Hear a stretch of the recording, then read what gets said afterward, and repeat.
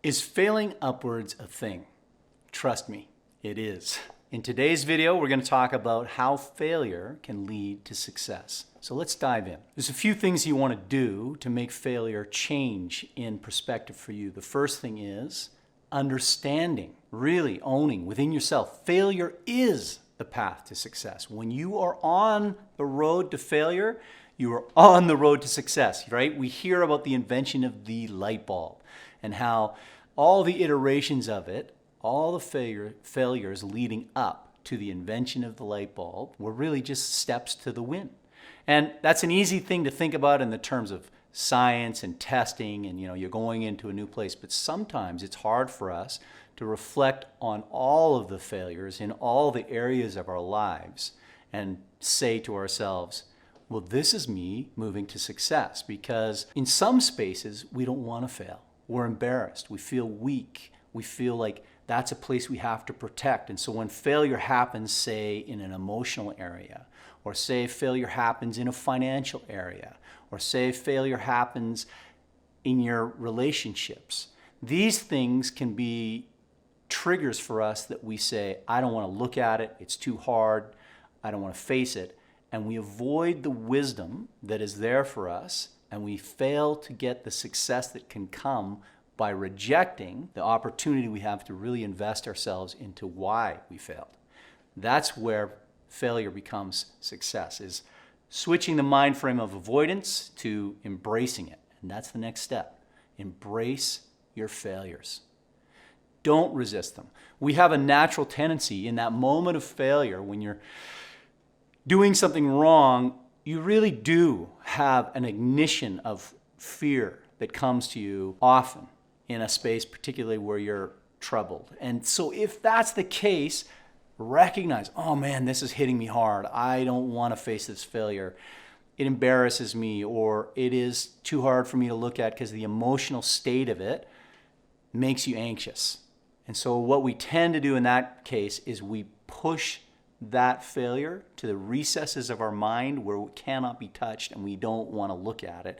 And it becomes a roadblock to our success. Bracing it allows you to move through that initial fear, that initial rejection, and begin to see the nuance of everything that happened and all that you did and all that was done, so that you can really see the path that allows you to be successful the next time you face a similar situation. Reframing this in your mind after you've embraced it so that the failure becomes something that is a triumph is so powerful. And having the ability to do that in a space of your bravery is where you start. So you look in your life, where do you show up with great courage, great bravery? For me, it's always been physical things. Like in sports now, if I were to run down the court playing basketball at my age with some young guys, and I shoot a ball and it's a total air ball, misses the rim, completely flops, people are laughing at me, I don't care. I just don't. It won't embarrass me at all. I'd turn around, run back, play defense, get ready, and I'd shoot the ball again from the same spot the next time down, because I know that happens. I'm solid here. I'll figure it out. This is just a moment. I made a quick mistake. It's not a big deal. For some people, shooting an air ball on a basketball court in a game would be devastating. They would hate it. They'd think that it would reflect on them. That is not how that ever frames for me in that space. But I do have spaces where my mind does frame it as big failure and shame and embarrassment. It's hard for me to embrace. And when I face that, I think about that moment. When I shoot a basketball, I don't feel embarrassed. I just look at it as an opportunity to re-gauge my muscles, to know this is the distance to get into the flow of the game. It's just a moment. And that is a change. That is a reframe. And when I can take that template of my strength and place it upon the failure where I am resisting, looking at it out of shame, embarrassment, fear, whatever that may be, I am now more capable of looking into the reality of what caused that failure. What was the part that I got to play in that failure? What was the part that I didn't understand or anticipate or need to learn so that I don't encounter those problems again? Really getting into it is only done when we step out of fight or flight, out of that fear, disengage the amygdala from that fear response, turning it to excitement or calming ourselves so our prefrontal cortex can engage. We have higher function in learning. Now we're in a place, hey, I can learn from this. So then you can identify failure as learning and triumph in all aspects of your life, not in just the ones where you're strong, but particularly the ones where maybe you struggle a little more to own the truth because it's hard. I just think when you push yourself, there is opportunity to grow. When we push ourselves, this is where we change from being a person that is subjected to failure and facing things that are thrown upon us to where we embrace it and it becomes a growth opportunity and it turns into play. It turns into excitement. It turns into this anticipation of what you get to learn the next time you fail in this space. That becomes your real power. I'm going to tell you a story in basketball that I love. It's such a clear indication of how processing failure and accepting it versus resisting it has an impact on our capacity. And it's so clear when you look at it. In 2016, the Warriors went to the finals against the Cleveland Cavaliers. They were meeting once again in the NBA Finals. Everyone knew that the Warriors were going to win. They had had the most winning season in the history of NBA basketball, surpassing the Bulls by one win during regular season in that year. So we all knew they're a better team.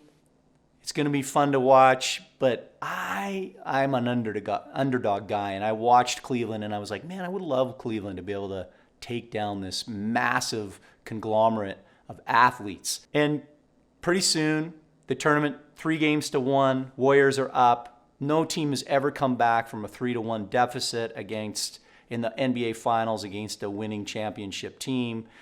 It's just good night. Here goes Cleveland, and an amazing thing happened. Cleveland tied the series up 3-3. They're now playing final game 7 on the Warriors' home court. It is a battle to the finish.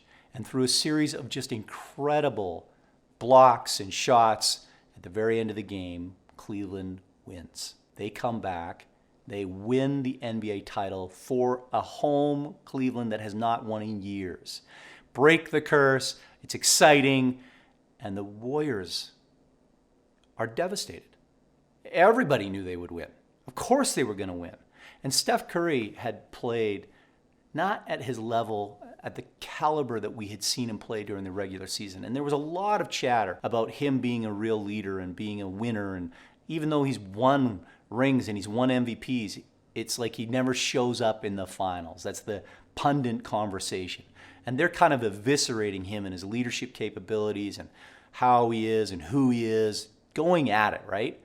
Immediately after the NBA Finals loss, which you know is devastating for a player of this caliber, this is what they live for, and he was supposed to have it. We all expected Steph would win the MVP at some point in the finals because he kept winning the regular season MVP. Doesn't win that, and he sits down in front of these reporters who are creating a narrative of him not being a leader and not being able to show up when the pressure is on. And Steph sits down in front of these guys and he says, with all the ownership I can see anybody, he says, you know what? I did not play at the level that I wish I had played. I'm paraphrasing here. He says, I did not play at the level that I wished to have played. I did not show up as the leader that I wished to be and that I am. But I will learn from this and I will come back next year stronger. And the fire in his eyes and the ownership that he carried as he faced this incredibly difficult failure and the narrative of just vitriol being poured upon him for not winning, he owned it all without a flinch in that space where you think he would be collapsed and said, I'm going to come back stronger. This was powerful for me to watch. And it got even more powerful when the next year they met again in the finals. 2017, Cleveland Warriors. We know Cleveland is going to lose this time. Warriors are on a vendetta to pay back that loss from the year before. And you know it's coming. And the first game is Cleveland playing on the Warriors' home court. First game of a series, 7-game series, right? And this is a crucial game. It sets the tone for the rest of the series. Everybody wants to win that first game to kind of say, hey, we're good. And Cleveland gets down to the last few seconds on the clock, and they have a chance to win. They are 1 point behind with seconds on the clock, and they have a player shooting a free throw. Cleveland has, I think it was Hill, was on the line, getting ready to shoot a free throw. 1 point down. He hits the first. It is now a tie game. And then he shoots the second ball, and he misses. And miraculously, J.R. Smith gets the rebound right underneath the hoop with a layup shot. And you think the game is in the bag. And there's about 5 seconds on the clock, and he doesn't shoot. He dribbles the ball out to the three-point line as his whole team, in horror, is screaming, "What are you doing?" Looking for a pass. He realizes there's more time and that there's got to be a shot. He throws the ball to the corner. A bad shot, last second, is thrown up. It misses. They go to overtime, and Cleveland loses. Now, it is clear that people are blaming JR for that loss. What everyone assumed would be a sure win by the Warriors that almost got stripped away turns into this miraculous recovery. The Warriors win by just fluke, it seems like, because of this crazy mistake, and everyone's piling on to J.R. Smith. They're saying things like, this mistake is absolutely unforgivable. No player should ever do this. I can't believe it. Blah, blah. And you could see on the court, LeBron was mad. Everyone wants to talk to J.R. Smith. What was going on? Blaming that shame that comes. And J.R. Smith disappears for about 24 hours. Nobody can talk. They finally get him in a corner and ask him about what happened, what was going on in his mind, how did he do this, blah, blah, blah. And he resists. You can see him resisting the narrative that they're trying to place upon him. And even as he's kind of denying what was going on in his mind and saying, I didn't know, or his confusion, he, in that process of denying, you can see him reflecting in his eyes upon himself. And you see the pain there. And he says, you know what? I've always been the butt of everyone's jokes. I guess I always will be. I'm just that guy. And J.R. Smith's shooting percentage through the regular season up until that point was above 30% outside the three-point line. I think it was almost the mid-30s. And after that, for the rest of that series, he shot below 25% everywhere on the floor. His shooting went out the door. His mental state was demolished. He was eviscerating himself inside, unable to accept the ownership of a mistake he made. It was a mistake, and it happens. It was a bad time to make one, but it was not an earth-shattering mistake until he allowed it to become who he was. He did not embrace this failure. He resisted it. He did not reframe it. He pushed it away, and that left him incapable of learning from that opportunity. And that's what happens when we don't embrace. We fail to own, we fail to win the people around us, we fail to learn from the nuances of the situation. Man, then we don't fail up. So be like Steph Curry, own it, reframe that narrative, and you can take a failure and turn it into a championship every time. A win, whatever it is you need. Failure's your friend. Thanks. I'm James Burnham. Stick around for this next video.